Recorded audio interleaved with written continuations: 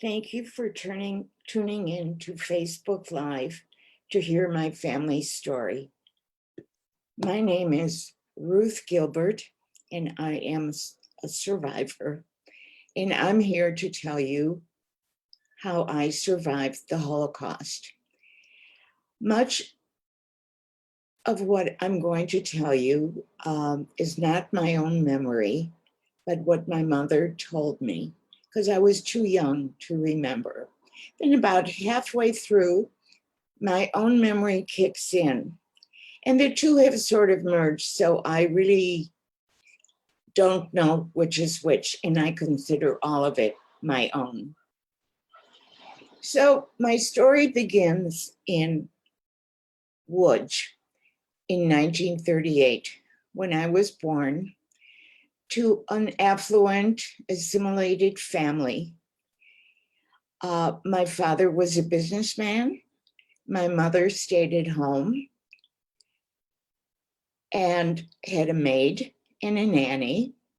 I was the first baby of my parents and the first baby in a large extended family of cousins and aunts and uncles. And I was pampered and adored by everyone, being the first baby. And life was good as it could be in anti-Semitic Poland. But everything ended in 1939 when Hitler invaded Poland and World War II began. Shortly after that, the Germans proceeded to herd the Jews into ghettos. This was the first step in their plan of annihilating the Jewish populace. We were forced to leave our apartment, leave everything behind except very, very necessities like pots and bedding, and move into a small area of the city that was designated as the ghetto. It was walled in with bricks and barbed wire. And it was a small area and there was a large number of Jews, so it was very, very crowded. People were forced to share an apartment with sometimes 2 or 3 families in one apartment. Sometimes 2 families had to share one room with maybe a sheet in between. We were forced into that ghetto, and because of the overcrowding, hygiene was very poor. And because hygiene is poor, of course, disease is rampant. And there were many, many people who died of typhus and other type of diseases. Also, there was starvation because we had ration cards and they were very, very meager. It was really starvation, but enough to keep us alive. In spite of all that, life went on in the ghetto and people were happy to be with each other. However, my father soon became aware that people who were being transported out of the ghetto every day and told that they were going to labor camps were really not going to labor camps, but to death camps. When he became aware of that, he decided that he had to do something to save my mother and I. Even though when we came to the ghetto, we had to leave everything behind, my father wisely was able to take some money and some jewelry with him, which he hid on my mother and on him. So he did have money. And sometimes having money, or very often having money, can do a great deal. He was able to purchase fake IDs for my mother and I. And that is, in those days, everyone had to carry an ID. And it said on it whether you were Christian or Jewish. So there were people who were creating false IDs of Poles that had died, or faking them, just creating false passports. So my father was able to get in touch with someone who was doing that, and with a great deal of money was able to purchase an ID, or we call them passports, for my mother and for me, of a Polish woman and of a child, with different names, but our pictures were affixed to those IDs. He arranged, by bribing a guard, for us to be able to leave the ghetto at night. And he also, through this man, arranged with another family, a Polish family in Lublin, for us to stay with them for the duration of the war, which we thought would be over soon. So the night of our departure came. My father could not get an ID for himself because he was too Jewish looking. He was dark, he had a prominent nose, and worst of all, he spoke with a Yiddish accent. So he could have never survived as a Pole. So his plan was to also leave the ghetto, but try to make his way to Russia and join the army there. It was said that many men were able to do, not many, but some Jewish men were able to do that. So the night of our departure came. We crawled underneath the barbed wire while the guard looked the other way. He had been bribed. Now, I think I remember this. My father picked me up, held me in his arms, kissed me, and said, "We will soon see each other when the war is over." And that was the last time that I saw my father. So my father went one way and my mother and I went the other way. We took a train to Lublin and went with the family that he had arranged for us to live with. They were very nice. They knew we were Jewish, of course, and had been paid a handsome price to keep us. So they were nice, and the important thing that happened there is that they taught my mother and I the Polish prayers, the Catholic prayers that we needed to know in order to survive as Christians. Poland was a very Catholic, observant country. People went to church frequently, always on Sunday, and you had to know the prayers, you had to know the rosary, you had to know the Mass. And we learned that, which helped us. And we thought that we would stay there for the duration of the war. Unfortunately, fate was not with us. For whatever reason, trumped up reason, I don't know, the father of this family was arrested by the Gestapo. Poles were not immune to persecution from the Germans. The Germans didn't like them very much, and also did put them in labor camps and so on. And I don't know for what reason this man was arrested, but he was, and he was sent to a labor camp. Now, the wife and the 3 kids had no means of support now, and they decided to leave their apartment in the city of Lublin and go to their cousins who lived in the countryside. Of course, that was okay for them, but they could not take my mother and me. Obviously, we would have been a burden to them. So we found ourselves on the street, homeless. We didn't have an apartment. My mother didn't have a job, and we didn't know where to turn.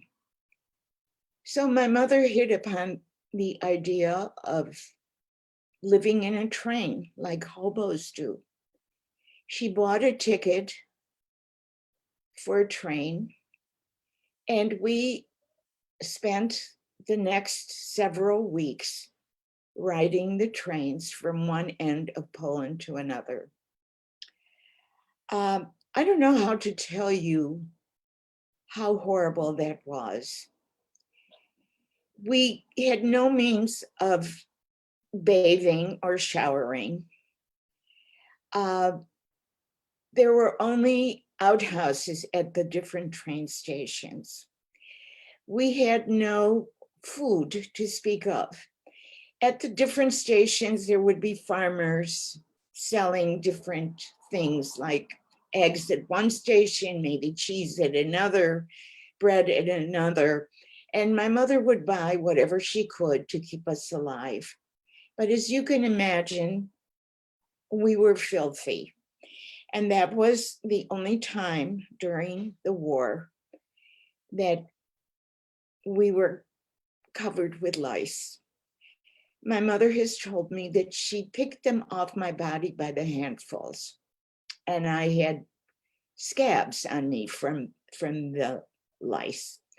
In addition to all that, there was a terrible fear that my mother had that we would be discovered, because Nazi soldiers would come on trains periodically looking for Jews.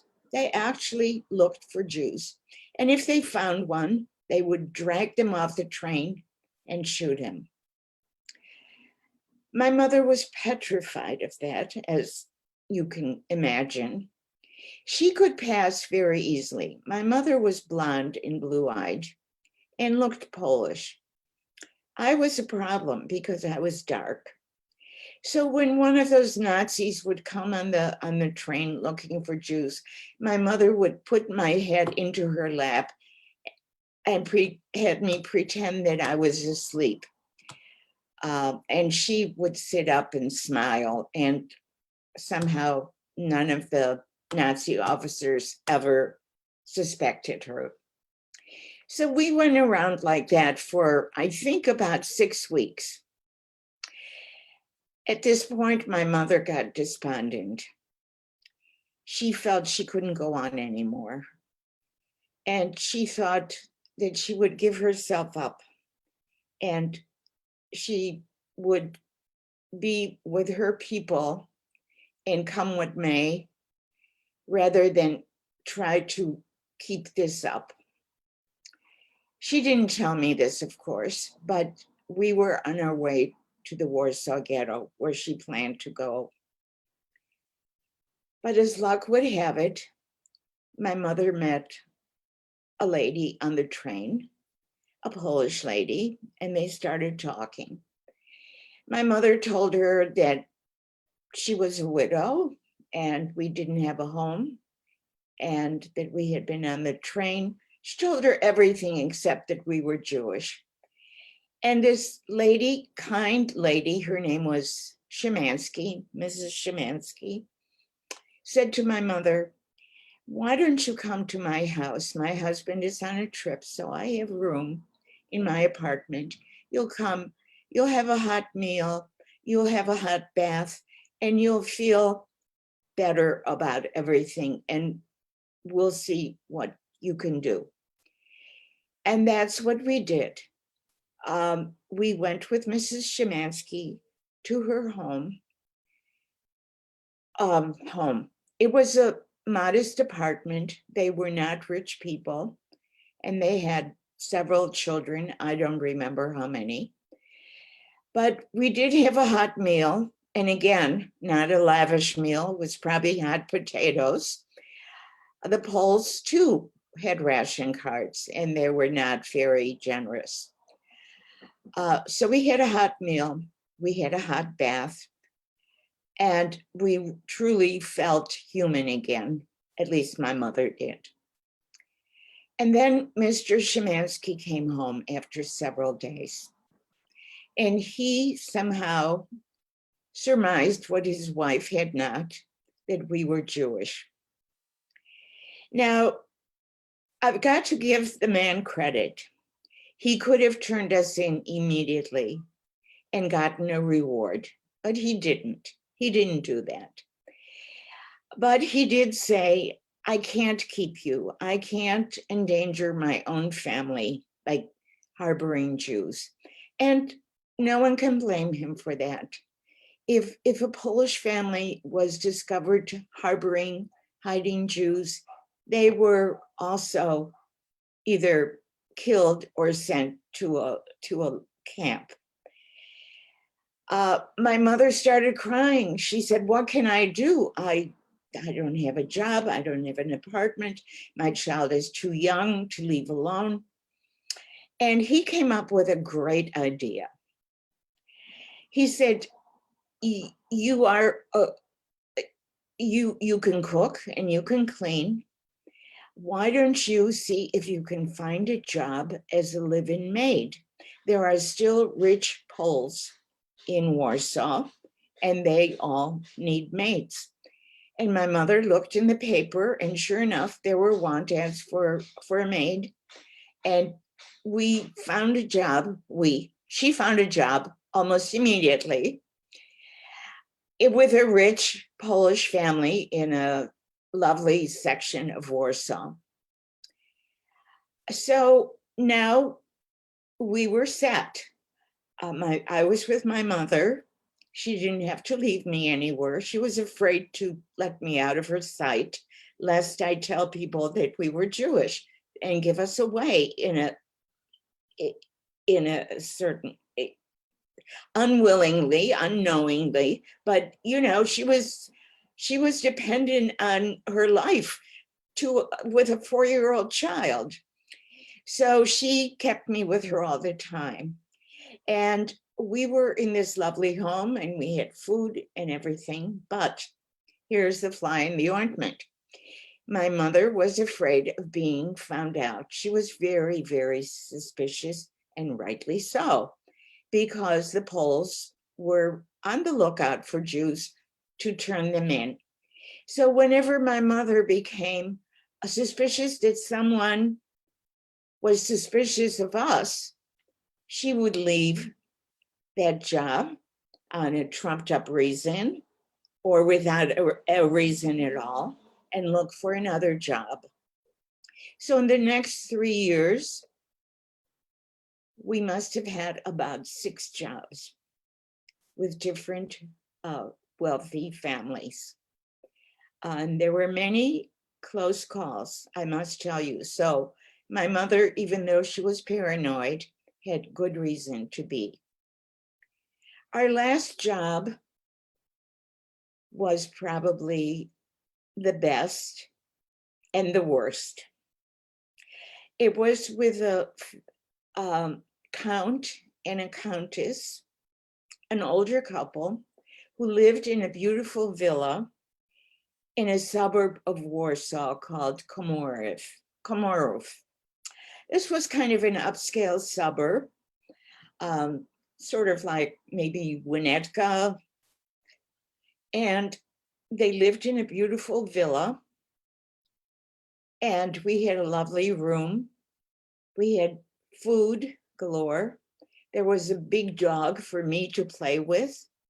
And everything was wonderful, except, again, for one thing.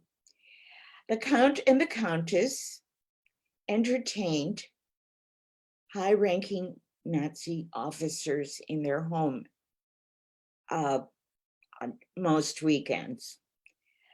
They entertained these guests, these officers, to go hunting in the nearby woods, where they would go hunting for rabbits and foxes. And then my mother would prepare whatever they had brought, and then they would eat that. And the scary thing was that these German officers loved me. I was a cute little girl, and they missed their own children back in Germany. So they played with me and brought me little gifts on the weekends. They would bring me cookies and little books and little toys and hold me on their lap and sing songs with me, never once suspecting that they were holding a Jewish child on their lap. If they had known that, I would have been shot on the spot. In fact, once one of the officers asked me if I knew how a shotgun worked. And I said no. And he said, I'll show you. And he took me upstairs to a balcony that was off the bedroom on the second floor. And he shot a rifle into the garden from the balcony. I was delighted to see that. I was jumping up and down with glee. But my mother in the kitchen heard the shot, and she paled and got so frightened, thinking that I had been shot. She ran upstairs, expecting to find me dead. And here I was jumping up and down and telling her that now I know how a gun works. You can imagine what my mother went through. Anyway, now it was getting on to 1945. The war was coming to an end. But at the end of the war, everybody, the Allies as well as the Germans and the Russians and the Axis, were bombing Warsaw. Warsaw was reduced to rubble. And we were so close to Warsaw that many of the bombs fell on our little suburb. And we would run down to the basement that was our bomb shelter. But sometimes people didn't make it down in time, or sometimes they came up too soon, and many people were killed. I saw many people being killed with the bombs. And at this point, everybody was starving. There were no more rations. There was nothing to eat. People were desperate. They would go out into the field and they would cut meat of dead horses that were lying in the field and bring it home to eat. But finally, the Russians came and liberated us. I know we don't like Russia today. We don't think of Russians as good people, but we thought of them as gods. They had liberated us from the Germans, and they were very kind to us. They brought us food. For the first time, we were able to eat not wonderful things, but bread and butter and eggs, and that was something. And they provided health care to people who needed it. I got very sick, probably from some of the horse meat that I had eaten. And it was some kind of a stomach disorder. And a Russian doctor sat up with me all night trying to bring me back to health. And he did. I survived that illness. The Russians also provided a transportation for people to get back to their homes. All the infrastructure had been destroyed. Trains were not running, buses were not running. So the only way we could get around was with Russian army trucks. So my mother and I were given a ride with an army truck with soldiers on it back to our city of Lodz, where my mother had agreed to meet my father back in our apartment after the war. When we got there, our apartment building had been bombed out. It didn't exist anymore. And my mother found out that my father had not survived. He had never made it to Russia. He was apprehended and he died in Treblinka. My mother, of course, was grief-stricken, but we had to go on. We took an apartment that had belonged to my aunt before the war. That apartment building was intact. It had somehow survived the bombing. And my aunt's apartment was intact also, down to her furniture and her dishes. A German officer had lived there during the war, but of course, he was evicted. The apartment stood empty, and my mother and I moved in. A few months later, my aunt, who this apartment belonged to, came back from Auschwitz. She had survived Auschwitz. She came back. She was sick, emaciated, but my mother nursed her back to health. And so my mother and I and my aunt lived together in this apartment in Lodz. We lived together and were planning to leave Poland, but not yet. I was finally sent to a Polish school. My mother had taught me how to read and write and a little arithmetic during the war so that I was able to keep up with the kids in the school. But an interesting thing happened right now. The hatred of Jews had been ingrained in me during the war. I had heard so much about the dirty, scabby, thieving, plotting Jews, and I didn't want to be Jewish. So even though I loved my mother and my aunt and my mother's friends, I didn't want to be Jewish. So I did not tell my friends, my girlfriends at school, that I was Jewish. They thought I was Catholic, and I used to sneak off to church without telling my mother.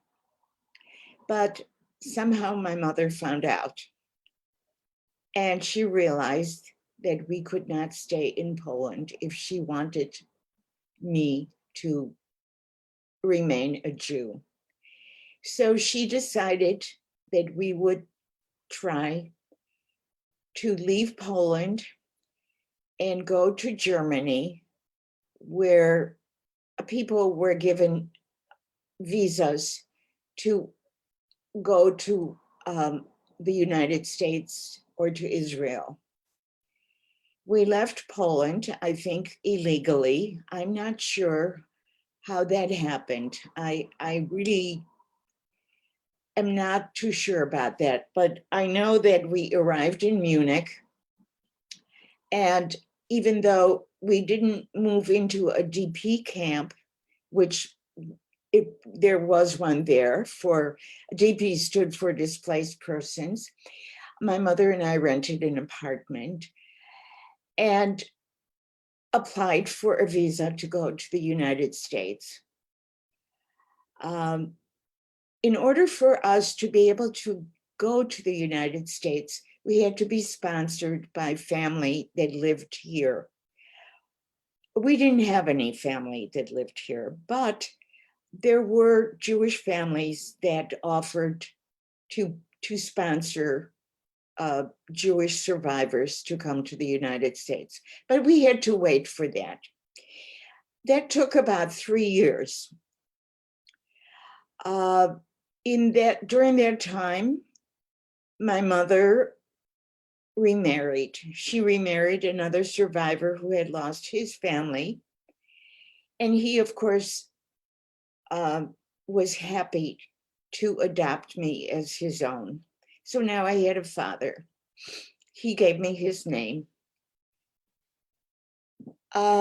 we waited for our visa, and in the meantime, there was a fairly large Jewish community in Munich, all waiting to emigrate. And there was a lively social life. There was a theater. There was people got together, and there was a Jewish committee where all kinds of Jewish things were taken care of. And we used to receive packages from the United States with food, with stockings, nylon stockings, with cigarettes, with chocolate. And people use that to sell in the black market and make money that way. There was a very lively black market in front of the Jewish committee in Munich. It was sort of reminiscent of Maxwell Street here in Chicago. My mother too was very resourceful, and she too was selling things to restaurants and other places. And my stepfather had a job in the Jewish committee. But finally, in 1949, our visa came through, and we took a train to Bremen, which is a seaport in Germany, where we were to get on a ship, on a large army ship called the General McRae, and sail for the United States. So we left Germany in 1949. I was 10 years old. We were on this large ship. There were hundreds of people on there, and it was November of 1949. The sea was very choppy, the ocean, and it was a terribly hard voyage. Most people were ocean sick, seasick, and it was very hard. But finally, we arrived in New York in 1949, Thanksgiving Day, which was very symbolic. Ellis Island was not open then, so we just took a train. There were people who meet us in New York, and they put us on a train to go to the family that had sponsored us. They lived in Paterson, New Jersey. They were a very nice Jewish older couple, and they were very kind to us. So we lived with them for a few days until the Jewish committee was able to provide an apartment for us with some cast off donated furniture. Now, I should say that we were extremely happy and grateful to be in America. But I would be lying. We were not appreciative enough. And I'll tell you why. Somehow we expected people to make a big fuss over us and to worship us because of what we had gone through and admire us for that. But on the contrary, people, even though they meant it kindly, were very condescending to us and looked down on us. And even though they wished us well, they didn't do it in the right way. Plus, Paterson, New Jersey was very disappointing. It was not the America that we had expected, that we had seen in the movies, that we had seen in magazines. So that was disappointing too. Our apartment was ratty and not what we had seen in magazines. And my parents were given very menial jobs because they didn't speak English. And of course, I maybe was the most unhappy of all because I didn't speak English. I was big for my age and I looked different from American kids. So I was sent to school and put in a first grade or kindergarten, no, first grade, I think. And the kids made fun of me and bullied me. And I was so depressed and unhappy that I refused to go to school. The Jewish committee provided a social worker for me to work with me because of the depression. That my mother had gone there and asked for that to help me. The social worker was very kind and a lovely woman. Her name was Mrs. Green. And she did work with me. She took me to the movies. She took me to the museum. And she took me to the drugstore to have a Coke. In those days, they would have, like in drugstores, they would have counters where you could get a Coke and, I don't know, ice cream. And I would see kids my age congregating and having Cokes and laughing and playing. And I would look at them longingly. And Mrs. Green said, someday you will have friends just like this. Don't worry, you will. I didn't believe her, but she did help me. But we were all still very unhappy, meaning my parents and I. We really didn't like Patterson. So by that time, my aunt had also immigrated to the United States, and she was in Chicago. So she called my mother, and they spoke, and my aunt said, why don't you come to Chicago so our family can be together? My aunt had remarried by that time too. So once again, we moved. We got on a train again and we came to Chicago. And sure enough, things began to look up here.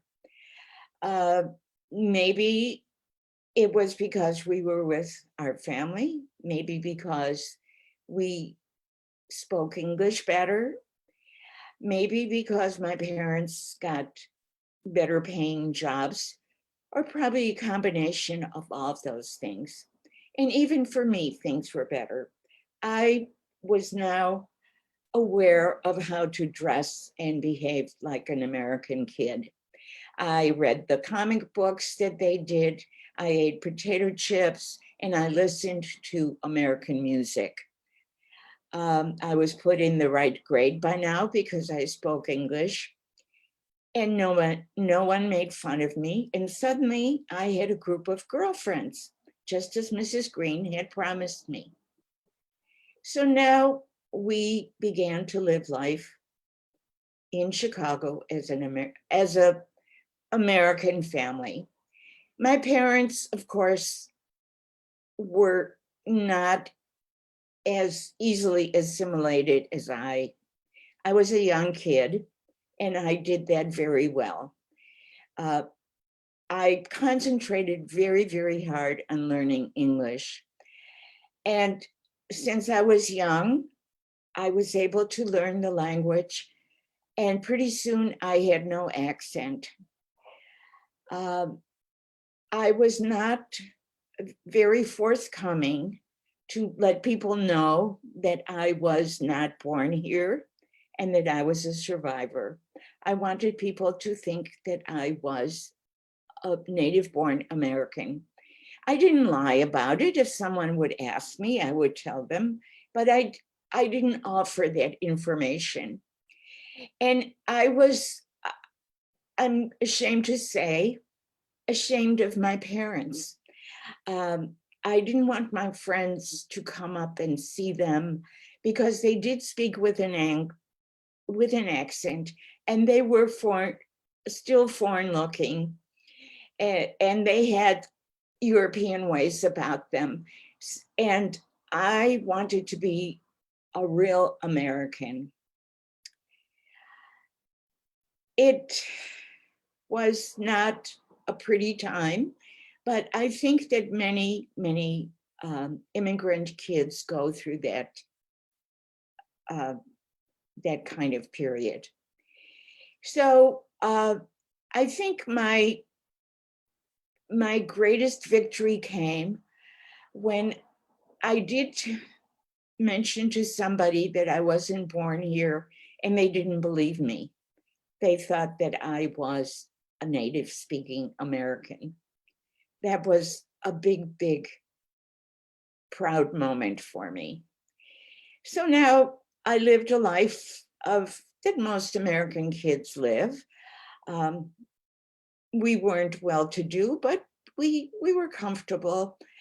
And I went to school, I went to high school, I went to college, I got married, I had children, but I rarely spoke of my experiences. I didn't, even to my kids, they knew that I was a Holocaust survivor, but I didn't go into details for the reason that I didn't want them to feel guilty about what I had gone through. Many survivors instilled guilt in their children by saying, if you don't look what I've gone through, you better behave yourself, you better succeed, you better do this, you better do that. And somehow I didn't want to put that burden on my kids. So I was very discreet about what I told them. My husband was American born, and he knew, of course, he knew my story. But again, I didn't discuss it very much. And the first time that I did tell the story was when the synagogue that we belonged to, Congregation Solel in Highland Park, the rabbi who knew I was a survivor asked me to speak to the congregation and tell my story.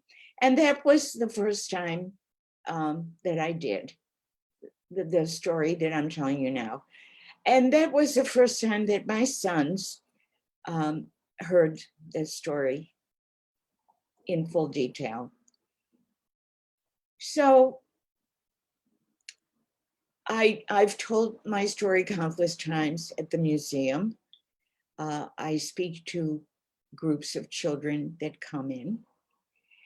And it's almost, I sometimes feel that the story happened to someone else. It was so long ago and so far away, but deep down inside, I know that it did happen to me, had a profound effect on who I am today.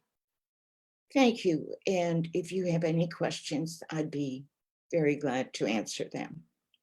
Thank you. Hi, thanks so much for sharing. We do have a couple questions. Okay. The first one is, what was the most surprising or different experience you had when you first came to the US? The most surprising? I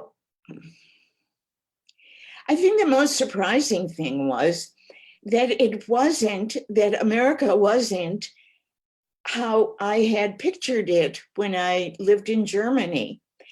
When I used to go to the movies and see American magazines and see the beautiful homes and the beautiful skyscrapers and people dressed to kill.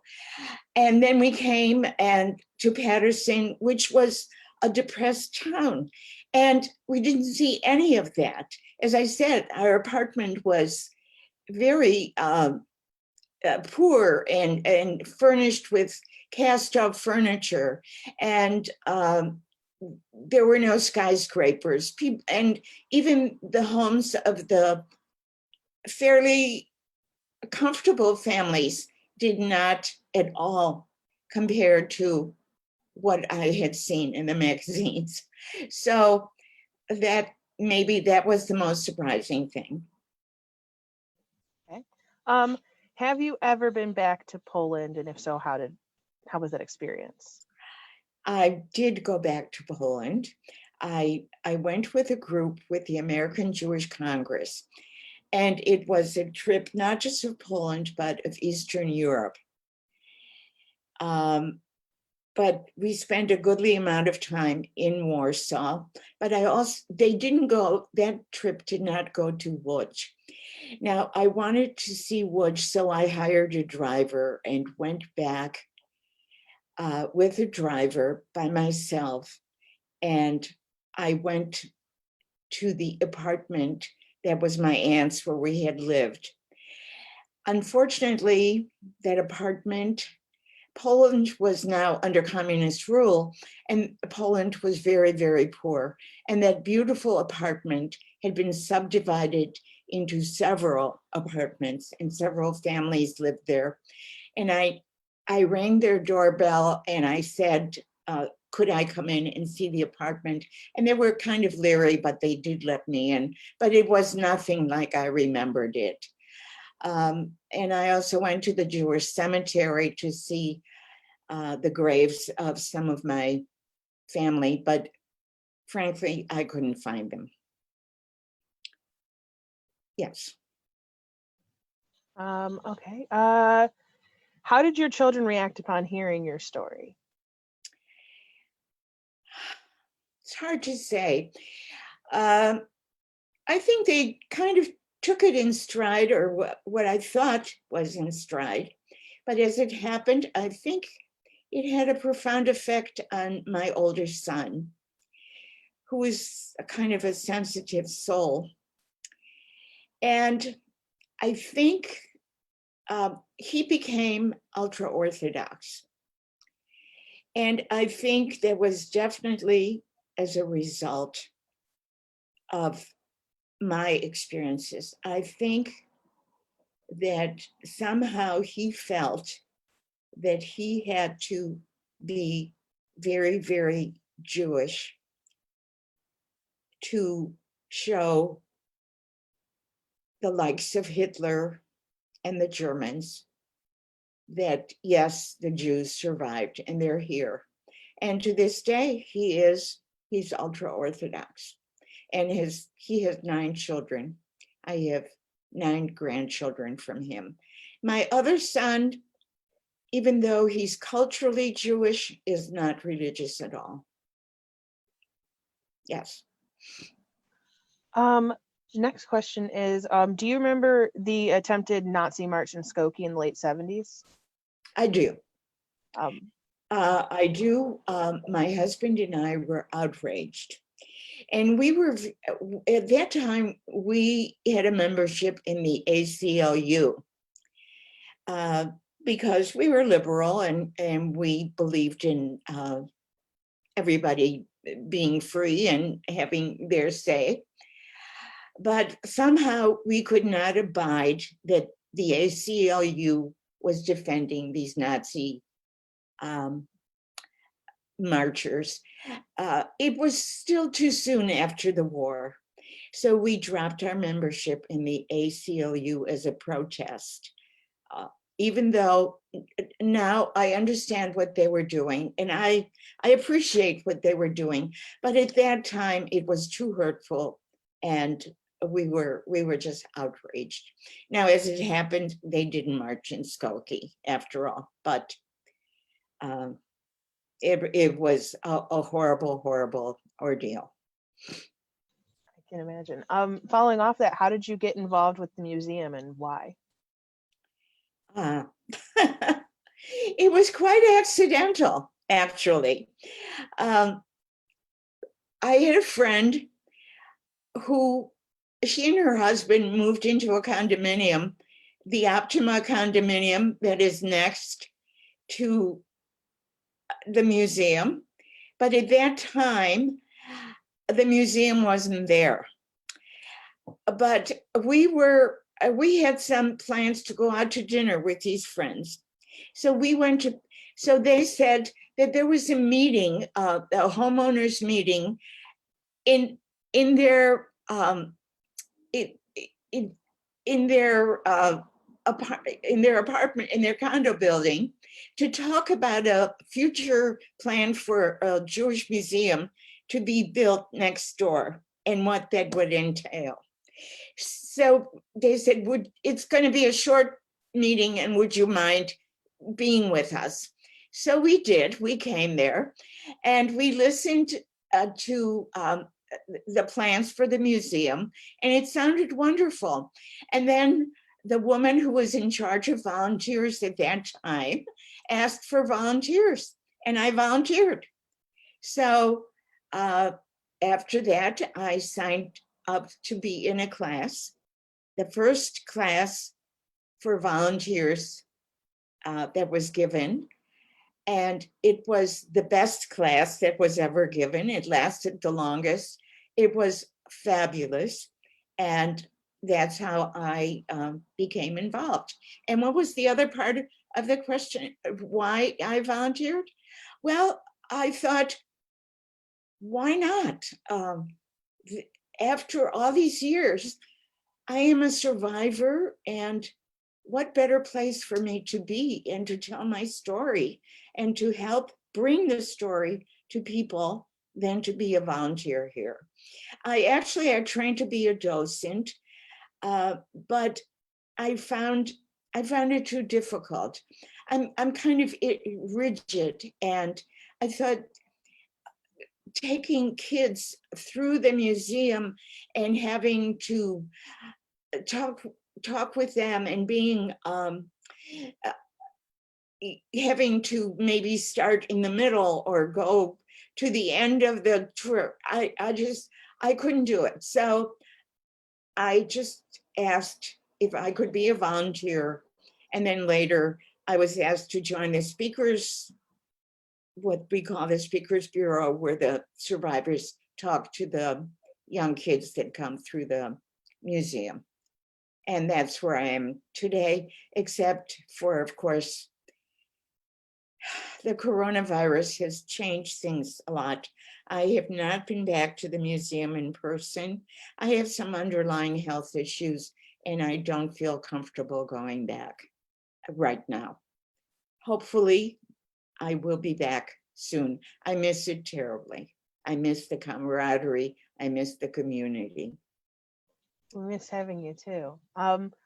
One other question is Courtney says that she knows a lot of people who do not know a lot about the Holocaust and survivor stories. So how do you recommend they ask survivors about their experience? Just ask them outright. I understand you are a survivor. Can you tell me your story? Tell me how you survived, if it's not too hurtful to you. And I don't think it's too hurtful to many people. Over 70 years have elapsed since that time. That's a long time. The scars are still there, but it's not an open wound anymore. So yes, just ask. Brilliant. One last question that we have is what kind of, when you talk to students, you usually leave a message. So what kind of message do you want people to kind of take away from your story? Well, what I tell the kids is that they are the future generation, and it's up to them. It's up to them to make sure that that kind of evil never happens again in the world, that they should be upstanders, that they should not stand idly by when they see people being abused for either their religion or their ethnicity, or because they're immigrants, or because they're handicapped. Do what you can to protect them and to protect them from evildoers. And I think I can say the same thing to adults. When you see someone being abused in whatever way, don't stand idly by. Do something, say something, and protect people, because we cannot allow evil people to do to humanity what has been done during the Holocaust. That's my message. Thank you. It's such a powerful message. Thank you so much. That's all the questions we have time for. So I will let you say goodbye to everybody. Well, goodbye. And once again, thank you for tuning in. Join us here next Wednesday, August 26th at 10 a.m. to hear another story of survival. Please keep an eye on Illinois Holocaust Museum's Facebook and other social media accounts, where we will post a stream of content through the weeks ahead. Thank you again for your support during these extraordinary times. Thank you.